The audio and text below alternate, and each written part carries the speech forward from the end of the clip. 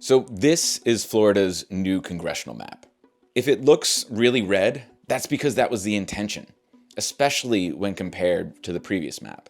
It adds 4 new Republican-leaning districts to a state that was already predominantly Republican. There are 3 areas in Florida that saw their districts turn significantly redder. The first is Tampa. There was a single Democratic congressional district there. The governor's office split that apart. So now there were 3 Republican districts that all share some of the Democratic voters in Tampa. Let's now look at Orlando. That was previously 2 Democratic districts. And what the governor's office did here was pack as many Democratic votes as they could into this 10th district and spread the rest out among neighboring Republican districts.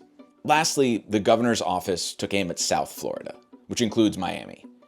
They drew a new red district along the beach and packed the Democrats into 3 tight islands.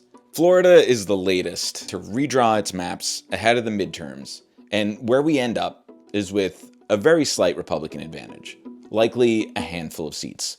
Florida's maps, just like any of the maps passed this year, are likely to face legal challenges. Now, at the federal level, that was likely to be a claim of racial gerrymandering, as some of these districts split apart minority communities. But this week, the Supreme Court dealt a blow to a key provision of the Voting Rights Act that effectively prohibited racial gerrymandering. So that argument at the federal level will no longer be able to be used, at least when citing the Voting Rights Act.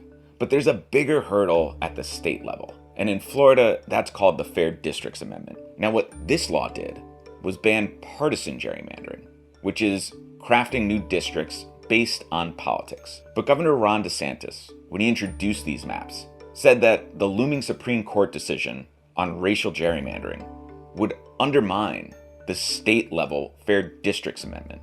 So while it's unclear exactly how the Supreme Court decision will impact any state litigation in Florida, it's clear that it will at least reverberate in the legal arguments set to come.